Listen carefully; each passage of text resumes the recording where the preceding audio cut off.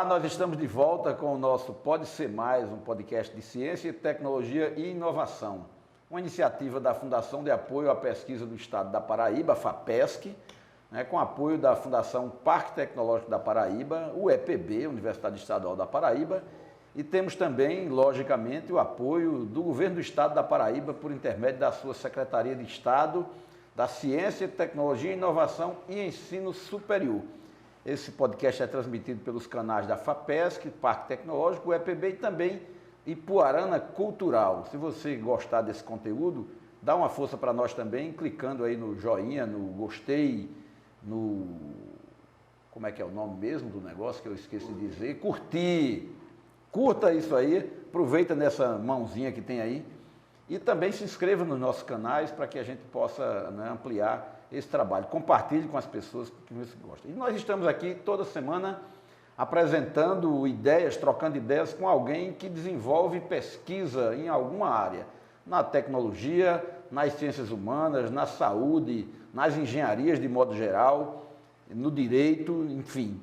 O nosso objetivo aqui é trazer um pouco do conhecimento científico de forma popular, de forma que você compreenda, cada pessoa, independentemente de estudo que tenha, ou de conhecimento, ou de convivência com a ciência, e compreenda que o objetivo do conhecimento científico é levar um determinado tipo de racionalidade ou de padrões de conhecimento que possam ser considerados verdades, mesmo que sejam verdades temporárias, resultado do tempo, daquele tempo em que ele acontece, que pode ser refutado tanto quando ele é apresentado, como posteriormente também, ou o tempo mesmo se encarrega, às vezes, de transformar aquilo que era uma verdade em nova verdade ou uma nova leitura daquilo que era considerado uma verdade científica em um determinado momento. Hoje nós temos aqui a presença, a companhia do professor Eli Brandão. Seja bem-vindo. O professor Eli Brandão é a primeira pessoa que vem para cá para discutir conosco na área de língua, literatura, um conhecimento que para algumas pessoas pode parecer algo comum, a discussão sobre, não, mas tem ciência por trás disso, tem ciência por trás da literatura, tem ciência por trás das questões que envolvem a língua e as religiões. Existe uma ciência que estuda as religiões. E você não precisa ser necessariamente religioso para estudar as religiões. E o professor Eli Brandão tem doutorado em ciência da religião. Mas ao longo da sua carreira acadêmica na universidade, tem se dedicado muito mais à literatura, buscando também uma interface, uma interlocução com o pensamento religioso, com as obras da literatura também que tratam de algum aspecto, que trazem aspectos da religiosidade na sua prática. E eu sei, o professor Eli Brandão é do Recife, é pernambucano, torcedor do esporte do Recife. Aliás, é para se dizer esporte. Está correto? Correto. Porque se eu chegar para um recifense ou pernambucano disser que é esporte, ele vai dizer, não, esporte é diferente. Então, professor Eli Brandão, eu queria saber, para começar aqui, que você dissesse para mim como é que essas duas coisas foram se misturando na sua vida, ali na final da adolescência no Recife, vai para a teologia, vai para letras, e essas duas coisas, na prática, se tornaram companhias na sua vida toda. Como é que foi o start aí para isso aí? Como é que começou essa história toda aí, lá no Recife? Meus cumprimentos aos que estão assistindo a esse programa, os cumprimentos a você. Há algum tempo a gente não se encontrava pessoalmente, então é um prazer também estar nessa prosa, ainda que não seja molhada. Precisamos nos encontrar para outras atividades. Isso. Eu, de fato, sou, então, pernambucano, e ali eu comecei meus estudos de teologia e letras simultaneamente. E depois, filosofia. Não cheguei a terminar o curso de filosofia, e essas três áreas foram ali contornando a minha formação acadêmica. Tanto que, quando eu fiz teologia, fiz o mestrado numa interface com a poesia e a filosofia. Já era um casamento ali, imbricando literatura, filosofia e teologia, com o Søren Kierkegaard, é um filósofo dinamarquês, ali um dos dos polos de nascimento do existencialismo, né? Filosofia existencialista. E, na sequência, quando entrei na universidade para o concurso, eu tinha também uma atuação pastoral, uma vivência, e tinha, ao mesmo tempo, uma atuação em atividades progressistas, sobre discussões teológicas e atividades sociais. Então, nessa conjugação, quando entro na universidade, encontro um cenário que era não somente da UEPB, mas era um cenário geral, em que havia sempre uma dicotomia entre estudar os textos da tradição, sobretudo da tradição judaico-cristã, estudar lá na igreja, ou então lá nos cursos de teologia. Não é secular. E do mesmo modo também nas igrejas, em alguns espaços religiosos, não vamos estudar a literatura, porque é a literatura pagã. Isso aí é coisa da ciência, coisa da do mundo. Do mundo. Então, essa questão entre a academia e o religioso, ela praticamente é como se houvesse uma suposição de que a religião não é um fenômeno social, né? E, enquanto fenômeno social, é um fenômeno que interessa não só a literatura, mas interessa a todas as ciências. Interpretar o mundo, né? Interpretar o mundo e suas relações. Né? E como ela impacta o mundo, então esse impacto da religião sobre o mundo é necessário que seja estudado por todas as ciências. No diálogo entre... Eu nunca tinha escutado esse nome, né, essa palavra. Porque litera, então, seria letras, sofia seria sabedoria, então, mas seria o estudo dessa relação, a sabedoria das letras, ou a sabedoria da literatura, né? Entendida a literatura como um modo também de ver o mundo, de interpretar o mundo. Sem dúvida. Né? E daí começamos esse grupo e, embora o que era mais central era a relação entre literatura e filosofia, literatura e teologia, no escopo da ementa do nosso grupo, por estar também associado a uma linha de pesquisa do nosso programa de pós-graduação, que é hermenêutica literária, a gente sempre tinha um diálogo da área de linguística, letras e artes, no caso mais específico da literatura, com as ciências humanas, né? Então entrava uma linha que seria, de modo geral, literatura e outros saberes, mas esses outros saberes estavam bem delimitados. Era a filosofia, a história, um pouco da geografia às vezes e a teologia, transitando ali. No primeiro momento, fizemos um projeto onde iniciamos com um trabalho de pesquisa com alguns estudantes de iniciação científica, do PIBIC.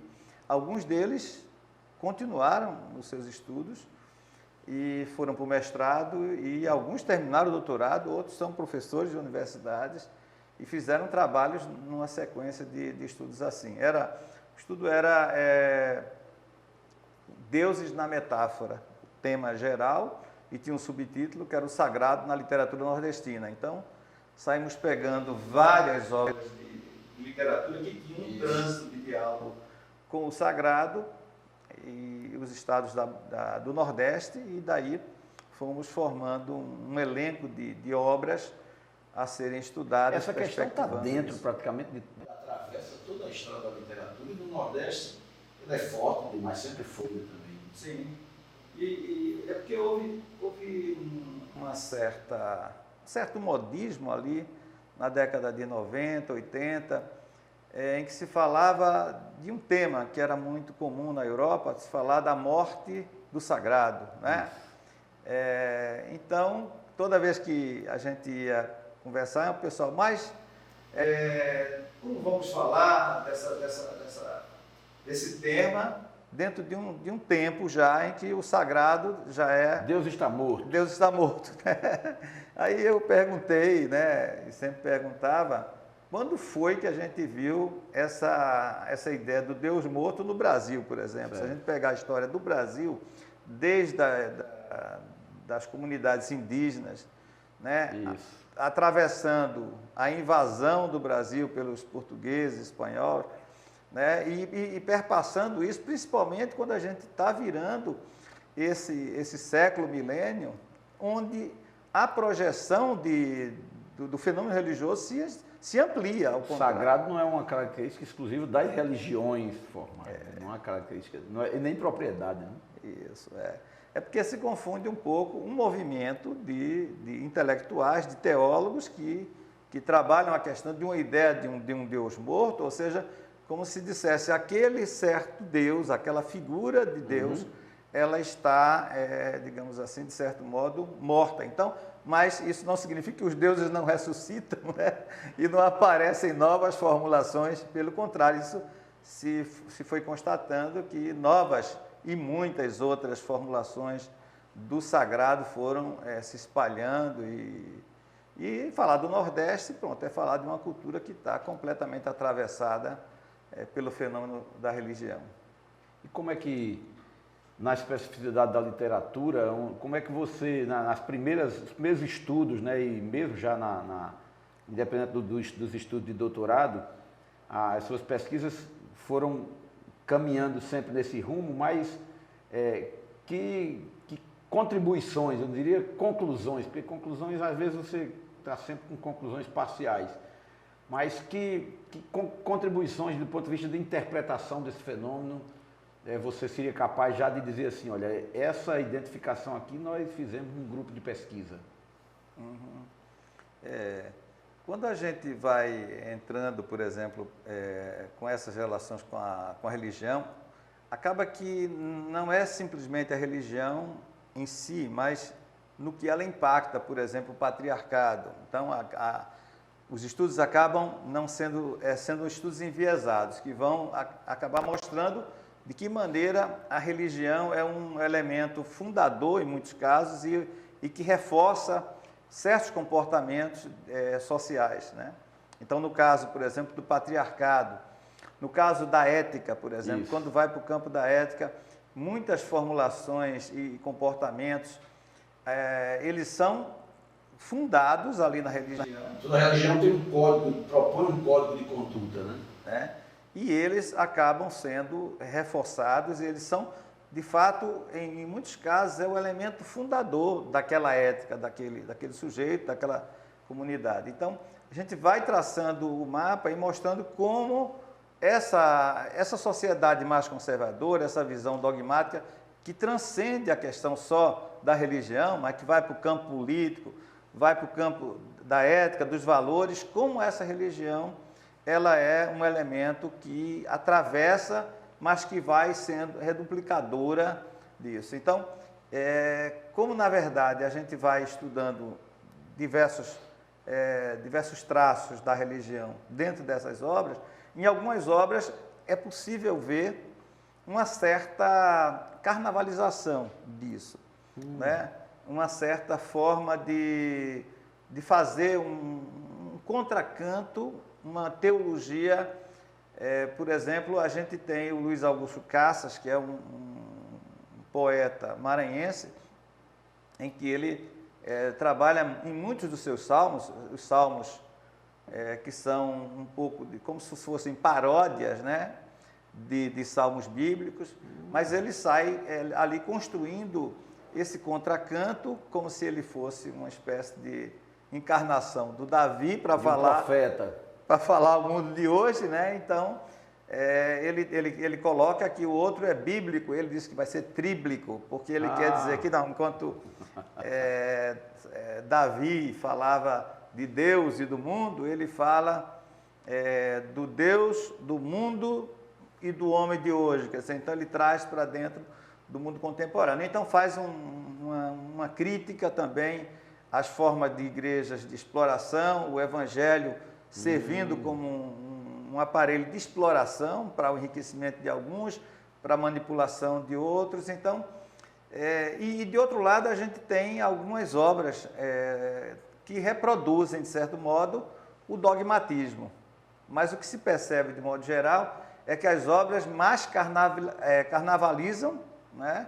Fazem uma crítica uma leitura dessa religião dentro da literatura, fazendo uma carnavalização por meio de uma crítica a essa postura, quer dizer, de que maneira a religião tem sido reprodutora de certas formas de dogmatismo e que acabam demandando ações políticas, sociais. Então, de resto, a grande questão da maior parte das pesquisas, elas andam na perspectiva de mostrar como, por exemplo, a figura da opressão da mulher, por exemplo, a figura da mulher como oprimida, né, sob a égide de um patriarcado. Quais as raízes disso do ponto de vista da construção religiosa também? Então, muitos... Ou do pensamento religioso. Muitas personagens femininas expressam muito bem essa forma de morte, esse processo de anulação, que está muito centrado numa certa ética e num lugar da mulher como sendo feita a partir de uma parte do homem como sendo submissa e como sendo inferior. E, portanto, essa figura está dentro da religião e nas obras isso é muito Há quem acredite salientado. Literalmente que isso existiu, que Deus tirou uma costela do homem, porque há todo um simbolismo que quem não olhar para os livros religiosos sem perceber o simbolismo que existe em torno deles e tentar interpretar literalmente aquilo que existe, mas parece que tem gente que acredita mesmo, né, que foi uma costela que foi retirada dali do homem, né, do homem macho, né, e foi feita a mulher, né, a partir dali, né? Isso, é que as narrativas míticas, né, e se a gente voltar aí à epopeia de Gilgamesh, que ainda é mais antiga do que os textos judaicos e os gregos, né, e de onde provavelmente muito daquilo que temos na tradição judaica, né, que depois se transfere para a tradição cristã, vem, né, são as histórias onde a gente vai contando como a gente faz. O ser humano é o mesmo. Uma né? tentativa de explicar o mundo, né, o que aconteceu antes de você chegar aqui. Isso, né? Você explica o mundo com as categorias do seu tempo. Então, nessa expressão, o Brasil, como foi evangelizado por grande parte de protestantes, ou mesmo evangélicos, no termo geral, de tradição do sul dos Estados Unidos, onde prevalece um dogmatismo, uma igreja menos aberta. Então, mais conservadora. Conservadores, eles creem literalmente que é assim, né?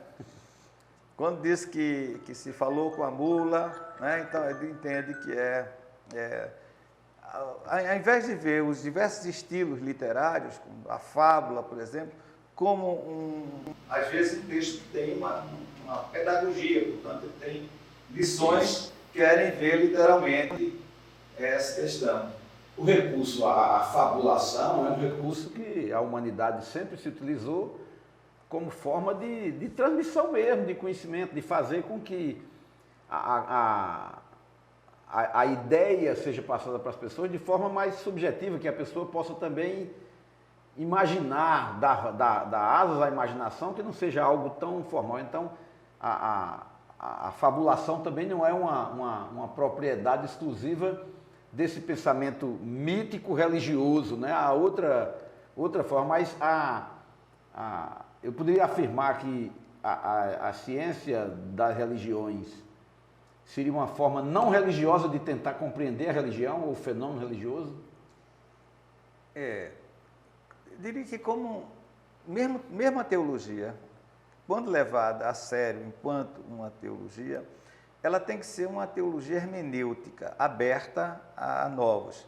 Mas quando ela fica cativa de uma instituição que é conservadora, há uma tendência a ela se tornar assim, né? E mesmo por ciências e religiões, embora a proposta seja de fazer uma ciência e religiões, geralmente com o apoio da antropologia, das ciências sociais de modo geral, mas com a sociologia, a história,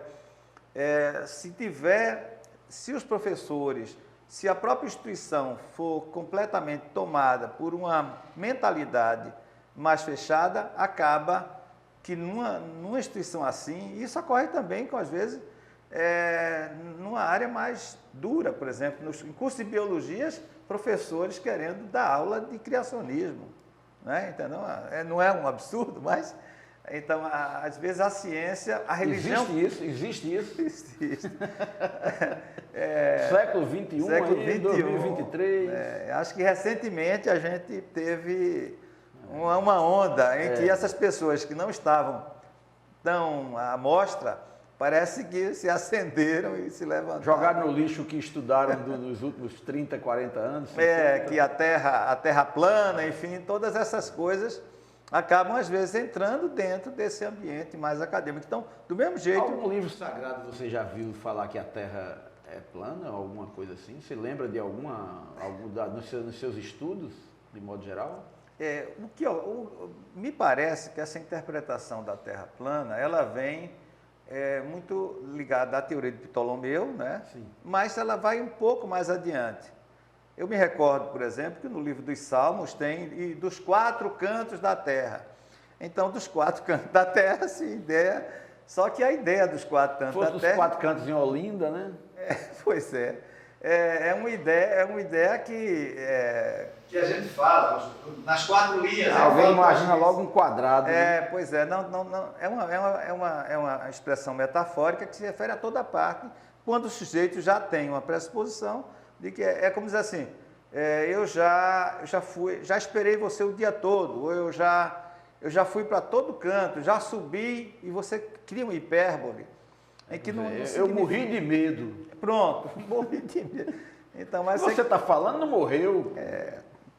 Nos 4 cantos da terra seria traduzido se um sujeito hoje vai dizer isso de outro jeito hoje, porque a concepção predominante era essa. Eles tinham medo de navegar, né, para cair dentro daquela boca do dragão, então... Isso.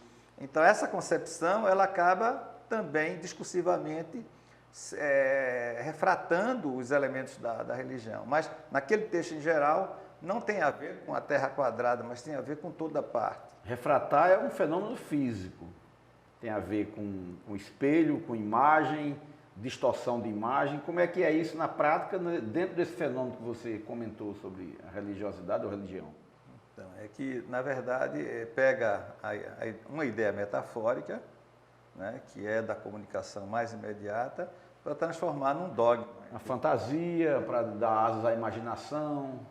Isso vira um postulado de verdade absoluta, a interpretação do elemento metafórico, e depois se torna num dogma que é seguido e espalhado, né, pelo mundo. Então, é uma deformação daquilo que é apenas uma figuração para deixar uma expressão clara, né?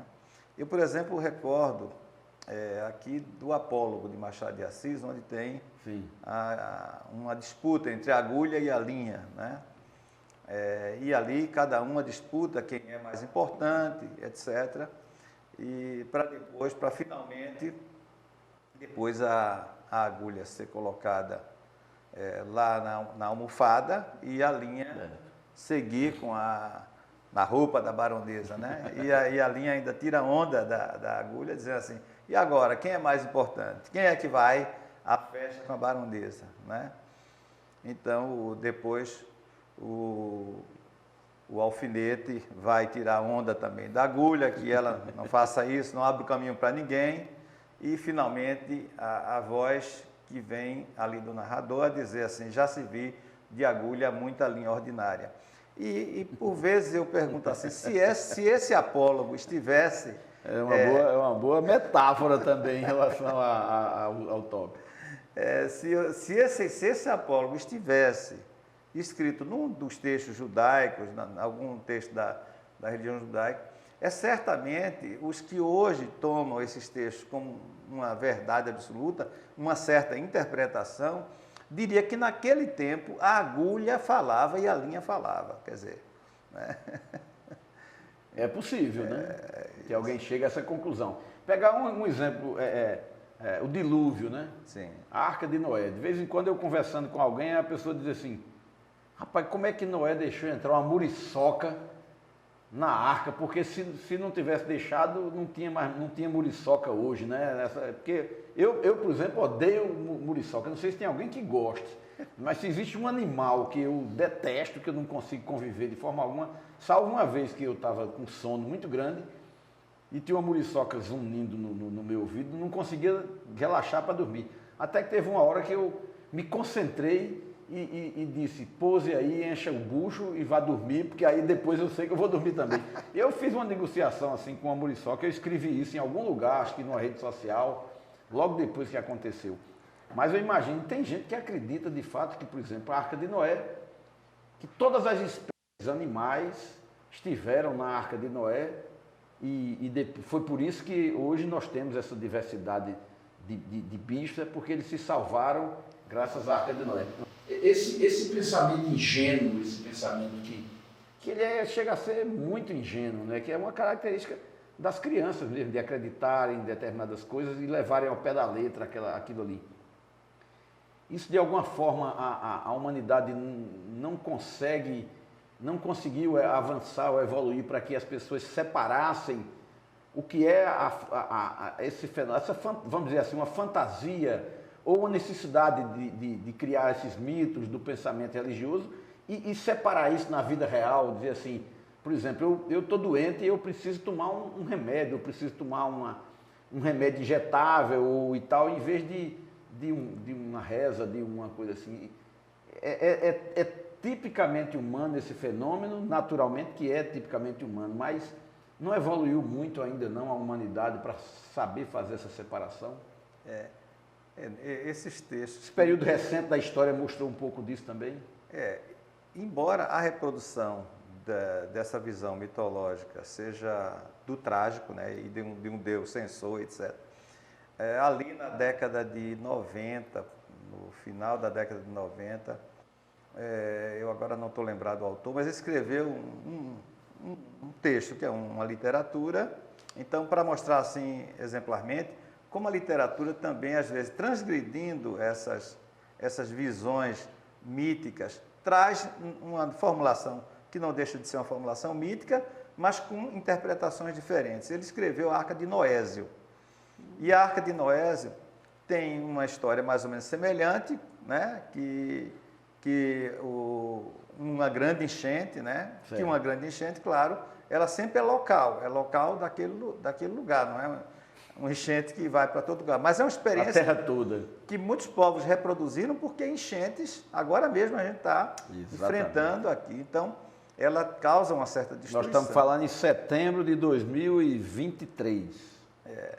Então, nesse sentido, ele coloca que havia e houve todo um aviso, havia uma previsão meteorológica que haveria chuva e que haveria possibilidade de grande inundação. Então, ele começou a preparar uma embarcação e começou a colocar na embarcação os animais e aquilo que ele queria levar. E as pessoas que quisessem se salvar, entrar ali. E algumas pessoas não acreditaram que havia essa inundação e, finalmente, chegou o dia, a chuva caiu, destruiu casa, destruiu tudo. E na última hora chegaram alguns. Noésio, nós agora estamos entendendo que o negócio é sério mesmo, a gente quer entrar aí nesse negócio. Aí, diferente da tradição mítica, nessa literatura, que é um livrinho para criança, né? Então, portanto, tem um poder didático. Ele diz assim, olha, Deus sabia que vocês iam na última hora se arrepender, então ele deixou o lugar, já reservou, pode entrar. Então, tem vaga para todo mundo. Pois é, então dá uma visão mais cristã dessa mítica judaica. Uma visão de acolhimentos, né? Do ser humano na sua própria finitude e na sua própria capacidade de se arrepender ou de agora ver melhor do que antes estava vendo. E ele disse, não, Deus pensa em tudo, ele agora deixou lugar aqui. Então, essa é uma releitura e uma reescritura de um desses mitos. Então, muito da literatura tem isso, não é apenas uma reprodução do credo ou de uma tradição dogmática, mas em muitos casos é uma reescritura em termos mais cristãos e em termos mais de uma contemporaneidade. O fenômeno religioso, ele não tem data, ele não tem idade, ele não tem uma data, digamos assim. eu diria que pode ir longe na antiguidade para tentar identificar as primeiras manifestações do fenômeno religioso, ou da religiosidade, ou esse fenômeno mítico, a relação dos seres humanos com o mito. O fenômeno da igreja já é mais recente, a igreja como instituição. De alguma forma, a apropriação, não sei se seria correto eu afirmar isso, mas a apropriação da religiosidade ou a delimitação de determinados padrões pelas igrejas ou pela igreja de modo geral, ou independente das ramificações que foram se construindo na história, a igreja ou as igrejas de alguma forma atrapalham a expressão da religiosidade. Podemos pensar assim, sem as igrejas, o que seria da religião, do fenômeno religioso? Existe uma parábola sobre isso, né, que fala dessa situação de alguém que tinha uma boa ideia de salvar pessoas e se colocou ali perto da praia. E aí cada pessoa que se afogava, ele ia lá buscar, tentava ajudar, etc. Daqui a pouco viram que ele estava sendo muito útil ali e se juntaram a eles. 3, 4, e agora eram muitos. Daqui a pouco eles disseram, bom, vamos compartilhar as experiências boas que a gente tem visto aqui, ajudando pessoas e fazendo uma reunião para contar isso. Aí fizeram uma reunião e precisavam de um lugar. Então alugaram um galpão e começaram a se reunir ali para falar de como é importante salvar, ajudar pessoas, dar o testemunho. E daqui a pouco tinha muita gente nessas reuniões, né? E não tinha mais ninguém lá na praia ajudando as pessoas, né? Para salvar de quem fosse afogar. De que fosse afogar. E aí apareceu outro cara que agora não estava nessa reunião de igreja e começou a ajudar as pessoas. E outras pessoas viram que ele estava sendo útil ali, se juntaram a ele, mas daqui a pouco era um número maior. E eles disseram, por que a gente não aluga um local para a gente compartilhar e até, inclusive, conversar sobre como ajudar melhor as pessoas? E começaram a fazer, e daqui a pouco fizeram um galpão, começaram a pedir dinheiro, porque tinha que pagar energia, porque tinha que, enfim, tinha toda uma burocracia, e daqui a pouco não tinha mais ninguém lá na praia, e assim... chegou outro depois que ia fazer a mesma coisa. A perda do sentido fraterno e solidário que uma religião, né? O Hans King disse que se todas as religiões buscassem simplesmente se juntar por aquilo que elas têm de positivo, a paz, a fraternidade, né? Não haveria guerra no mundo, né? Muito provavelmente. Então, mas se elas também se dedicassem muito mais a isso do que as outras coisas, então parece que se perde mais ou menos o objeto central e o objetivo na medida que a instituição vai consumindo as pessoas e vai tornando, né, aquilo que era uma coisa boa, uma coisa... sem dúvida. A base do cristianismo, inclusive, que é predominante no Brasil, claro, existem outras manifestações religiosas, inclusive as religiões de matriz africana que chegaram ao Brasil, de alguma maneira, por algum fenômeno também social, conciliaram-se de alguma forma com o cristianismo, com o modelo do cristianismo, e foram incorporando também vertentes ou signos ou símbolos, de alguma forma, do cristianismo. E parece-me, olhando à distância, eu não sou estudioso do assunto, que o cristianismo não se beneficiou dessa experiência de matriz africana da mesma forma ou numa proporção que essas experiências se beneficiaram ou trouxeram, se apropriaram também das manifestações do cristianismo, e notadamente um cristianismo de vertente católica, né, principalmente, que era o que predominava no Brasil, e talvez ainda predomina, né? Mas esse fenômeno, ele, dos seus estudos aí, você acompanha aqui, em outros países, em outras nações, isso aconteceu numa proporção parecida com o Brasil, ou o Brasil é um caso muito especial dessa relação? Tem uma coisa que, pelo menos estudos aqui no Brasil da literatura, a gente não vê muito, que tem, no Brasil há experiência, eu me refiro a que embora a gente fale da forma predominante de uma hegemonia de uma tradição dogmática, mais tradicionalista, existem muitos, não diria muitos, mas existem importantes segmentos progressistas que atuam com um tipo de religiosidade mais voltada, de diversos grupos religiosos, voltada para uma ação como uma verdadeira manifestação da sua religiosidade. Então, e não só um êxtase, ou não só o decorar um credo, mas a ação, sobretudo. Então, a gente não vê isso, por exemplo, na literatura. Essa igreja mais progressista, essa ação religiosa que se envolve mais com outro ser humano, ela aparece muito pouco na literatura brasileira, porque aparece mais esse outro lado da religião opressora. Mas como a gente estuda basicamente a literatura, né, se a gente olha que nessa literatura não há essa experiência, mas a gente vê na realidade que existem experiências positivas de religiões que incorporam o sentido desses ensinos de Jesus ou de outras religiões, mas naquilo que é positivo para transformar a sociedade numa sociedade melhor, a gente não vê isso dentro da literatura. Então é curioso que, primeiro, a quantidade de expressões assim é muito menor, e a gente vê que a literatura, portanto, ao redizer esse momento do mundo, não traz muito dessas experiências que existem de fato. A sua experiência pessoal,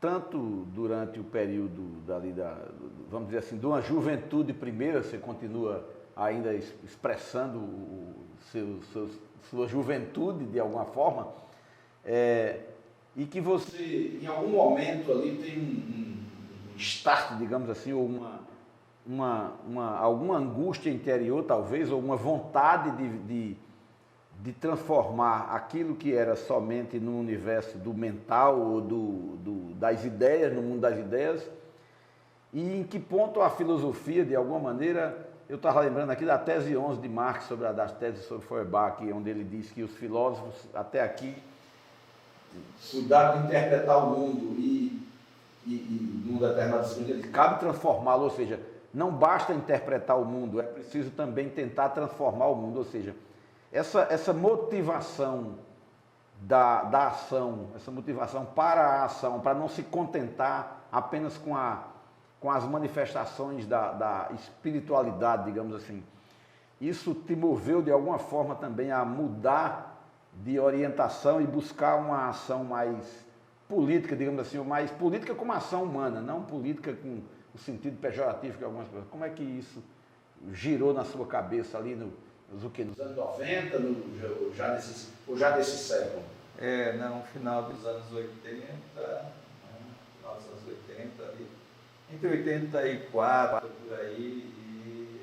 Um período que o Brasil vivia uma ebulição também ainda estava na ditadura. Tentar mudar o regime de ditadura que existia. Acho que em 83, acho que posso voltar ali a 82 mais ou menos, aqui. Justamente aí, embora ainda vinculado a uma tradição religiosa, me parecia que essa expressão religiosa tinha que se manifestar de forma muito mais prática, né? Havia um Bonhoeffer, que é um teólogo alemão, ele dizia, falando de Hitler, naquele momento, quando grande parte da igreja tinha sucumbido a apoiar o Hitler e o regime. Não só aceitou, mas depois E ele entendia que, sendo cristão, ele não podia, digamos assim, aceitar e compactuar com esse grupo. Então, virou uma espécie de igreja da resistência ali.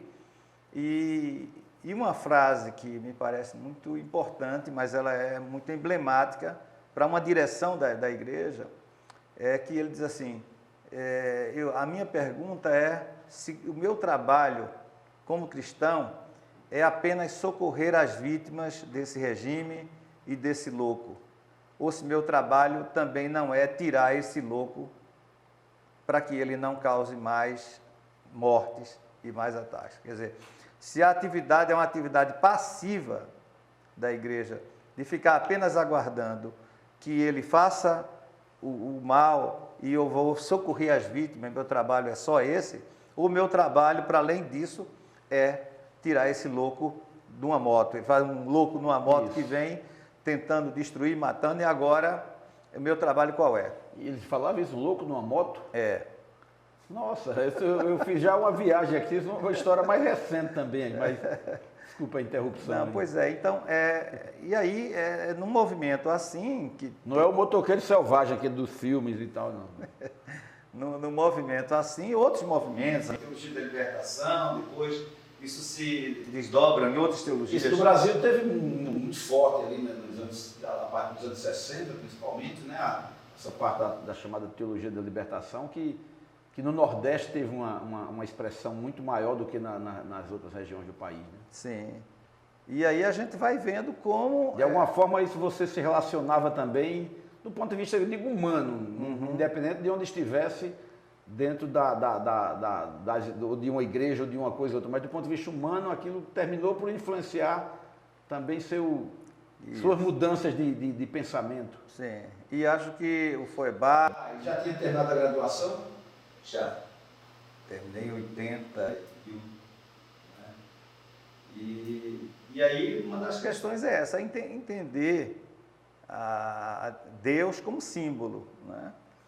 E se entendemos que a história demonstra, né, que o Deus é muito mais a expressão da vontade humana do que propriamente uma transcendentalidade, quer dizer, ao invés de entender que Deus cria o homem, o discurso sobre Deus cria o homem é um discurso humano, não é?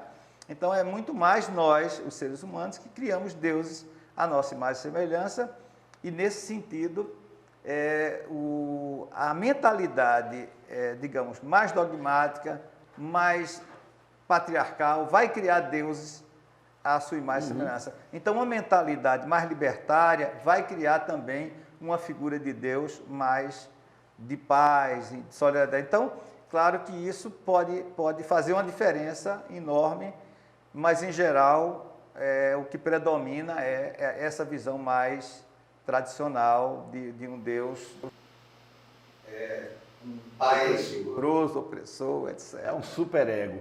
Você, lembrando aqui novamente, aquela imagem que você criou, uma espécie de parábola ali do sujeito na praia socorrendo as pessoas. Na sua base, as igrejas se constituíram, a meu ver, como forma de organização para a solidariedade, primeiramente, né? Para constituir comunidades solidárias entre si. Eu lembro bem na minha formação cristã, lá nos primórdios mesmo, na infância ainda, eu lembrava que tinha uma canção que se cantava na igreja, em Juazeirinho, que dizia: os cristãos tinham tudo em comum, dividiam seus bens com alegria. Eu lembro bem dessa frase, que é de um hino, não lembro bem, mas eu sei que é uma passagem bíblica também. Mas eu lembro até da melodia, que dizia: os cristãos tinham tudo em comum. Eu lembro bem disso, dividiam seus bens com alegria. É verdade, seria correto afirmar que, na sua base, as constituições de igrejas ou religiosas, de modo geral, na história da humanidade, elas têm como base esse sentimento gregário, solidário, fraterno ali, até para a sobrevivência de determinados grupos sociais? É interessante. É porque o fundamentalismo é importante, eu acho, destacar. Ele diz ser fundamentalista, de querer seguir como se fosse uma literariedade, uma coisa literária. Lá na base... Mas ele é seletivo, é um tipo de fundamentalismo seletivo. Ele escolhe o que ele quer levar. Por exemplo, se Jesus diz assim: quem tiver uma túnica, dê outra, ele diz: é uma metáfora, né? Mas se está escrito lá em Paulo, diz assim, as mulheres sejam caladas na igreja, é para ficar calada mesmo na igreja. Então você não é uma metáfora mais. Então, numa igreja em que você tem na comunidade primitiva, em que há de fato, sim, e eles tinham tudo em comum e claro, havia toda uma expectativa de que Jesus volta amanhã. Então eles vendiam mesmo as coisas e com a fé que ia tudo acabar. Então, ali muita gente foi ficando pobre também, mas muita gente foi se juntando e foi distribuindo entre si. Esse princípio que ocorre ali é uma semente do que seria o cristianismo. Mas isso depois é simplesmente colocado de lado e aqui e ali uma ordem, ou alguém, um grupo, vai levando adiante esse princípio. As instituições vão ficando mais fortes do que a religião em si. A ideia da praia lá, né? Você perde o sentido primeiro e agora a instituição vira o fim em si mesmo, né? E ao longo desse período aí de pesquisador, de estudioso da literatura e essa interface também com a religião ou as expressões da religiosidade, você terminou se envolvendo também com a atividade administrativa na universidade, né? Sim. E eu acompanhei durante bom tempo, né? Não acompanho de 2020 para cá, de 2021 para cá, mas acompanhei ao longo de muitos anos. Notadamente, você teve assim, mais tempo e tem se dedicado mais à gestão acadêmica na universidade como pró-reitor de graduação, de ensino de graduação, né? Hoje é pró-reitor de graduação, né? Na UEPB, pró-reitoria de graduação. E essas experiências de gestão, como é que tem sido ao longo desses últimos anos aí, talvez os últimos 10 anos, 12 anos, 13. Rapaz, tudo aqui bate no 13, é um negócio danado. Rapaz. É fogo, porque eu marquei uma consulta com um médico e tentei marcar, a moça disse, só tem dia 13. Aí eu chego no hotel, é impressionante, eu vou me hospedar em algum lugar e alguém diz, 13º andar, ou então se não é no 13º, apartamento 413. Aí eu tiro foto e mando para os meus amigos, 13 anos, né, para mostrar para eles que eu não tenho nenhum preconceito. Afinal de contas, o 13 já me deu muitas alegrias, principalmente do lado raposeiro, né? Então, mas em relação a essa experiência sua como gestor da educação superior, como é que tem sido? Você atravessou dificuldades enormes, crises. Aliás, crise é da natureza da vida em sociedade, mas a Universidade Estadual da Paraíba, onde você atua e onde atua ainda como pró-reitor, tem passado por intempéries aí as mais diversas. Como é que tem sido até agora? Depois eu vou falar, sei que você está preparando uma transição também para dar outro voo aí, mas como é que tem sido para você, para o cidadão, para o pesquisador ali, Brandão, essa experiência de lidar com tanto conflito, com tanta gente, mas ao mesmo tempo uma atividade propositiva, né, resolutiva no ensino de graduação na UEPB? Tem sido uma experiência gratificante, não obstante as dificuldades que temos enfrentado ao longo desses anos, mas é um processo de construção e de você perceber de que maneira a UEPB vem dando saltos, né, no sentido de se transformando para melhor. O objetivo de uma universidade, sobretudo na graduação, é a gente atender uma demanda que chega, né, de estudantes que chegam ali, mas que aquilo possa redundar em, ao final, uma educação e uma qualificação mais plena, não somente do ponto de vista técnico, científico, mas também na formação ética, e a gente perceber que ao longo desses anos a UEPB vem dando saltos qualitativos, a gente vê pelos números de pessoas que saem e vão ser profissionais no Brasil e até fora do país, gente que sai e ali se incentivou pelos projetos de pesquisa que vivenciou, foi para o mestrado, depois foi para o doutorado. Então, e a UEPB, enquanto uma instituição que é multicamp, né, ela consegue dar talvez uma resposta muito importante na educação básica, porque grande parte dos professores que estão aí nas escolas públicas e mesmo privadas são egressos da UEPB, né? Não é à toa que a gente tem hoje quase 90% dos nossos estudantes são do estado da Paraíba, né? Então, é um número bastante expressivo quando a gente pensa que está numa federação onde recebe estudantes de todos os lugares, de qualquer lugar, né? Pode vir. Isso, E, particularmente, eu diria que uma coisa que foi muito marcante na minha vida, e que vou levar, e você acompanhou de perto, foi esses últimos anos, quando a gente enfrentou um desafio que é uma coisa singular na história de todo mundo que viveu essa nossa época, essa pandemia. Pandemia da Covid-19. Pandemia da Covid-19. E, além da pandemia, com seus efeitos trágicos, a gente tinha, ao mesmo tempo, um governo que destratava a situação e que ele mesmo foi também responsável pelo agravamento dessa situação. Então, a gente viu muitos problemas. E, no enfrentamento disso, a gente, enquanto gestão, e você, na época, era reitor da universidade, nós tivemos que encarar, eu podia reduzir numa frase que eu repeti o tempo todo, nós vivemos um momento épico ali, né? Quase era uma epopeia, né? Nós temos a consciência que não podemos fazer tudo que é necessário fazer, mas é preciso fazer tudo que é possível fazer. E nesse afã de realizar tudo, fomos naquela direção de, primeiramente, identificar quais eram as dificuldades. Acho que é importante destacar que a UEPB vinha, desde 2016, realizando encontros nas jornadas pedagógicas, discutindo essa questão, discutindo qual é o impacto da prática docente em face das transformações, não somente tecnológicas, mas, sobretudo, são transformações culturais. A questão do ensino presencial, da possibilidade de ter atividade paralela, remota ou não.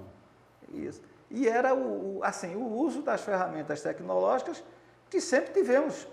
A história da humanidade mostra que nós usamos a tecnologia contemporânea, né? Isso. Então, a gente vai fazendo o uso, nós, enquanto seres pensantes, vamos usando as tecnologias. E nós, já desde algum tempo, estamos com essas tecnologias aí. A educação à distância vem não é só do Instituto Universal Brasileiro, não, é anterior, né? Do rádio, né? Da Roquete Pinto, de outras histórias que vêm de lá de trás, né?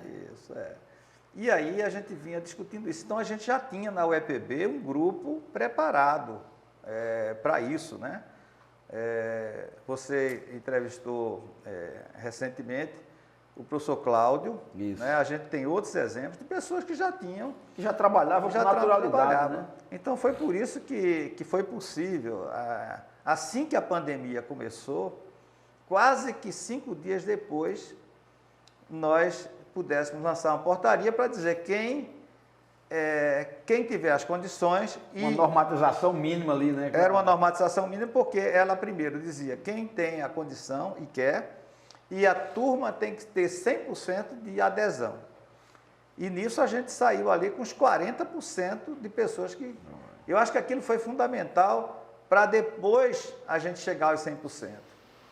Né? E enfrentando assim, situações delicadas, né? Isso. Polêmicas, né? Negacionismo, tudo que você puder imaginar. E eu acho que naquele momento... foi importante fazer um levantamento, quais eram as dificuldades de professores, de estudantes, né? E detectada que a dificuldade de professores estava mais no campo da formação, porque alguns não tinham a habilidade de mexer com esses novos equipamentos, dos estudantes também, mas menos do que os professores. Mas nos estudantes a gente já tinha claro de que todo estudante que estava matriculado, ele tinha um número de telefone. Então, praticamente, todos eles tinham algum... Mas o que depois se nota é que aquele aparelho não era, digamos assim, adequado o suficiente para aquele tipo de transmissão e tal, e ele não tinha conectividade. O fato de ter um celularzinho não queria dizer que estava conectado para uma atividade acadêmica, né? Sim, porque a atividade de vídeo, principalmente, que era o caso, ela exigia um tanto mais. E foi aí importante que a UEPB lançasse os editais de conectividade e de equipamentos e, ao mesmo tempo, os cursos de capacitação e depois, ainda mais, monitoria especial. Se a gente já vinha Com o trabalho do programa de monitoria, ainda abrimos o dobro de monitoria especial para aquele momento. Não tinha nada pronto, né? Foi tudo... Tudo a necessidade foi gerando. E foi importante, com todo o esforço que eu sei que você, enquanto gestor, enfrentou, de ver qual é o medo primeiro. Vamos lançar um edital desse e a gente vai dar conta de atender 100% da demanda? E foi naquela loucura. Foi estipulado um valor, né? E o que acontece é que a oferta foi maior do que a procura. Quer dizer, houve um atendimento, pelo menos 100% de todo mundo que solicitou o recurso. Eu estou lembrando agora de umas coisas como é impressionante essa. A gente não tinha certeza de absolutamente nada, né? Nada. E essa segurança de que a gente não tinha certeza de nada foi o que nos impulsionou para arriscar, para sair tomando decisões. Uma crise aqui, uma solução. Uma crise estourava aqui, outra solução. E nisso a UEPB terminou sendo pioneira aí num monte de soluções que terminaram por colocar a universidade, pelo que eu acompanhei, se não me engano, não teve caso similar no país que tenha tido tanta agilidade para encontrar as soluções, para fazer a universidade funcionar, e que o resultado depois, eu acho que a UEPB não perdeu um período letivo, nada, né? Tem universidade por aí que trancou um ano, que perdeu um ano letivo inteiro, 2 semestres, né? Que ainda vem recuperando e tudo mais, e a UEPB fez me parece, eu posso estar equivocado, mas eu acho que não teve situação similar no país em que tão rapidamente, nem a cobertura que foi dada, né, as soluções que foram encontradas ali, que me parece que foram realmente, fizeram uma diferença enorme na vida das pessoas e no andar da carruagem depois ali, não? Isso, foi importante. Tantas experiências exitosas dos professores daquele primeiro momento da portaria, né, logo que saiu a pandemia, quanto depois as ações da UEPB, pelo menos nos fóruns da Abruen, na Câmara de Graduação e também no Forgrade Nacional, quer dizer, houve uma repercussão e a gente, ao discutir com todo mundo, vamos percebendo que muitas foram olhando para outras instituições, o que estavam fazendo, né? A gente também fazia isso, né? Mas a UEPB, nesse sentido, foi uma vanguarda, tanto que no ano passado nós conseguimos colocar o calendário civil em sintonia com o calendário acadêmico, que começamos 2023 já com o calendário normalizado. Eu sei que algumas universidades ainda estão nesse empenho, talvez só em 2024 consigam fazer isso, mas isso foi resultado das ações que foram sendo tomadas ali no início da pandemia. E como foi enfrentar tanta polêmica que eu lembro bem, eu não sei depois dos desdobramentos, mas eu lembro bem que tinham determinados grupos de pessoas que não necessariamente, quando eu falo em grupos, não digo que eram grupos organizados, mas contingentes, que pensavam parecido, que eram primeiro contra o ensino remoto, era contra qualquer tipo de atividade que fosse feita online, remotamente. Outros eram contra que tivesse qualquer tipo de atividade, não era para ter nada, era para ir para casa, fechar e voltar. Outros que defendiam que tinha que ter, e assim por diante. Essa equação ali, o que é que restou depois, eu estou perguntando de forma muito honesta aqui, porque eu não acompanhei os desdobramentos, eu me afastei da universidade no final do ano de 2020, da reitoria, e fiz questão depois de como se diz, está na Bíblia também isso, né? De bater a poeira e não olhar para trás, com medo de virar estátua de sal, talvez, né? E eu me afastei mesmo para me descontaminar, digamos assim, de tantos anos de gestão da atividade ali. E como é que você avalia o desdobramento daquilo e as mudanças também, que eu acho que aconteceram mudanças cognitivas até, né? Mudanças, eu diria, importantes na vida das pessoas, né? Quem não mudou com a pandemia é porque estava no outro planeta, não estava na Terra, né? Mas como é que você avalia hoje isso?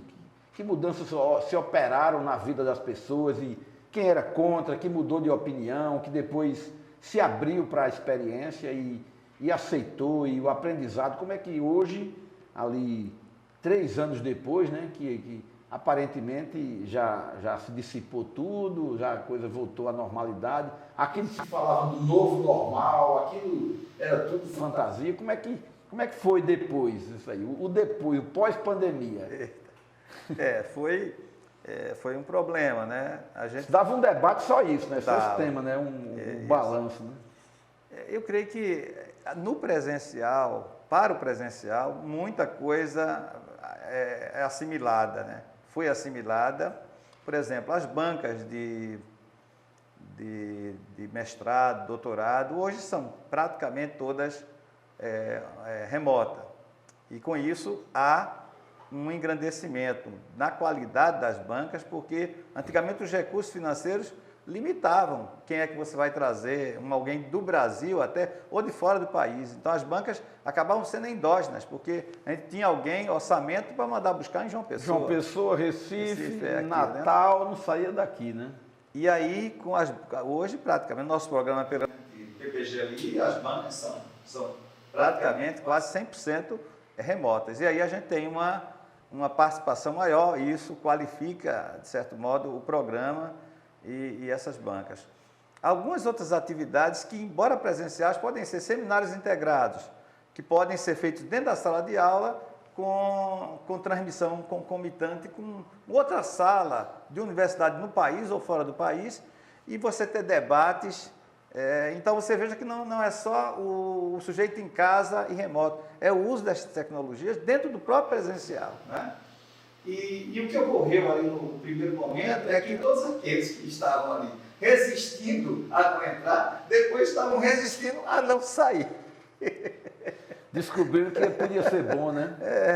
E agora a gente está com uma discussão que começamos no primeiro semestre, mas ainda mais interna, mas uma discussão mais aberta agora, para ver se até outubro, agora a gente manda para o Conselho Universitário uma atualização do nosso regimento de graduação, tentando discutir aquilo que é possível das experiências da pandemia e com todo o aparato tecnológico que temos hoje, o que pode ser utilizado, seguindo, claro, a legislação nacional, que não mudou também ainda, né? O Conselho Nacional também está discutindo isso.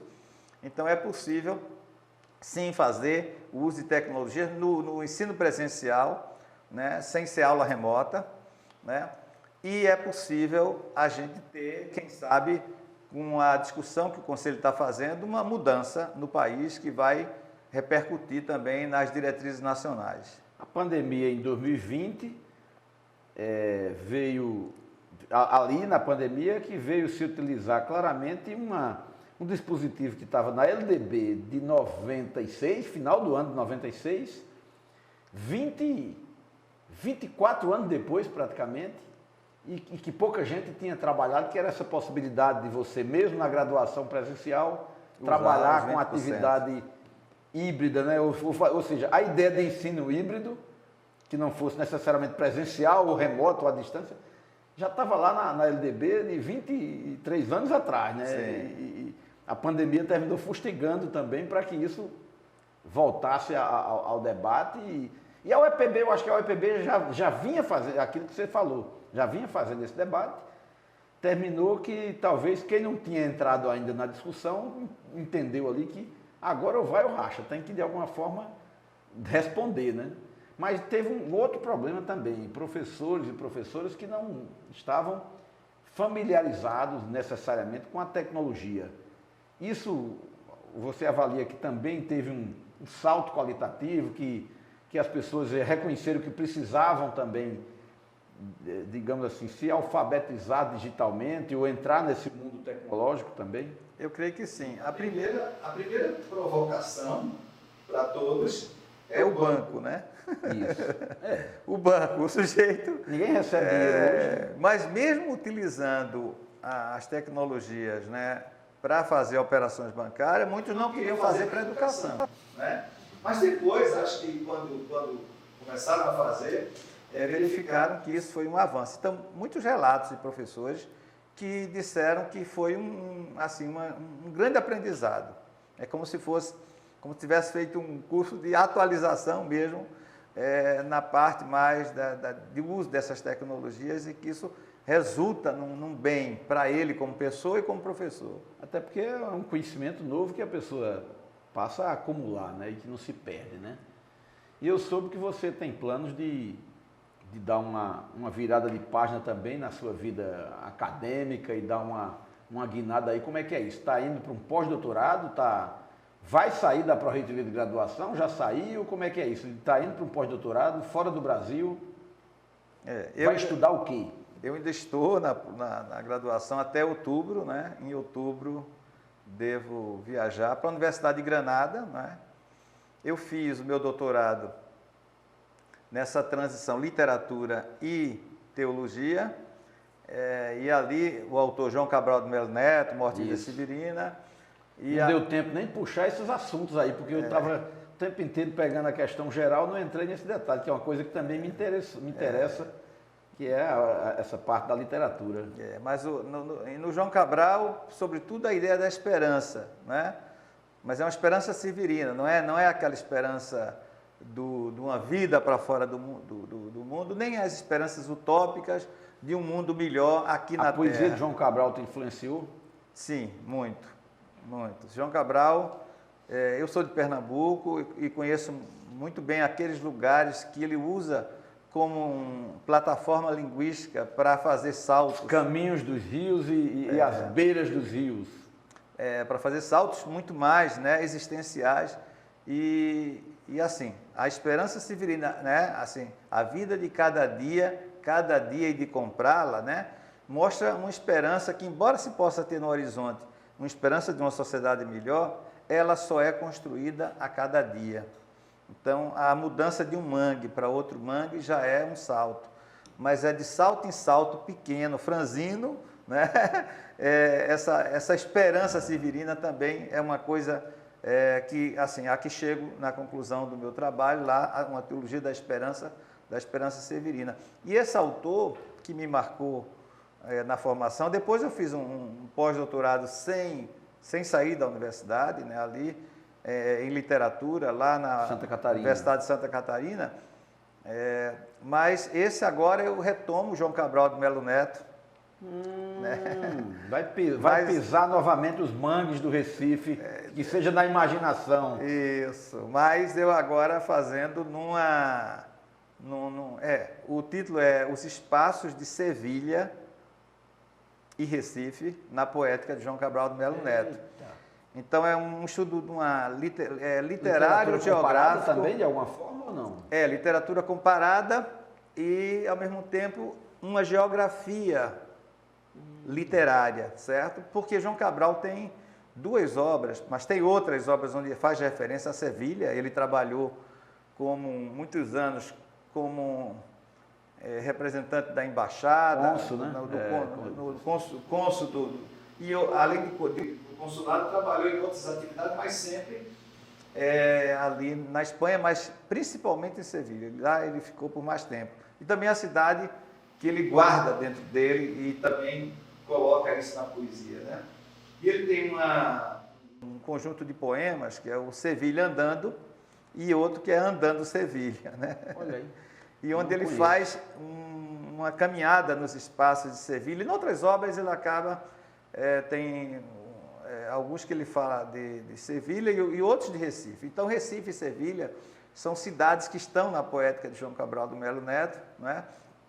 E aí eu vou fazer um trabalho que ao mesmo tempo é um trabalho de pesquisa, mas é um trabalho de vai prazer. Ter uma imersão, de alguma maneira tem uma imersão também por estar lá na Espanha. Isso. E aí essa é a proposta de trabalhar esse um ano que vou ter lá, fazer um estudo comparativo, de fato, a região do Nordeste e Andaluzia, né?